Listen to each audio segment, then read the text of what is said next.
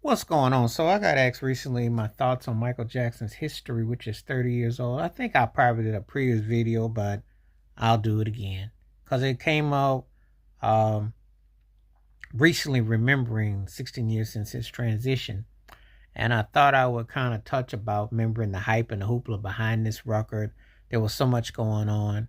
He got married to Lisa Marie Presley. He had those first allegations, which would turn out to be false, but it did much sadly damage before the dinosaur interview. A whole lot of stuff that was going on, and the media and how they was out to get him, which is true.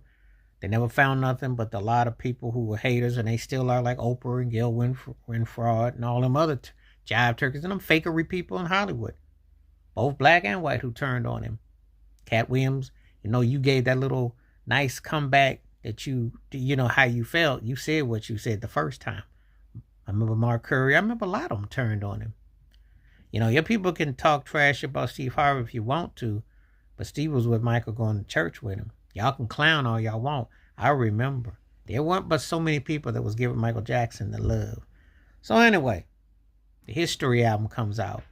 And that was when it was going up against Mary J. Blige and Method Man, or You All Need to Get By.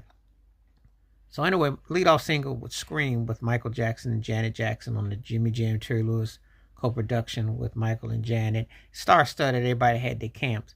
And I'm just going to go by track because I mentioned a little footnote about everything that was going on with Michael's Orbit. The album, I remember, there's a lot going on with that. The tour, when he had all the statues erect, sent down Europe and flown on. What a production. The Cat was the last of that true superstar larger than life who really know how to live it up. I mean, he put everything on full blast. Just amazing when you think about that in totality, because of the hype, and that's what you miss in artists. We don't have that no more. Anyway, the Scream track, which I think I've talked about before, which to me just sounded like Jam and Lewis doing what they did with Prince with the time sound, that 85 cadence and groove, which that's basically when they used the synth bass groove that they had. And it was all right if it was 10 years prior. I think it was the language that the Jackson were pretty strong with, and also the video was incredible. It was a great choreography, but the song was always kind of like, it was kind of generic because they had done that sound to death, so it really didn't add nothing. They Don't Care About Us was raw, organic. It was his ode to Gil Scott-Heron, his ode to Marvin Gaye, his ode to Curtis Mayfield. Black empowerment song.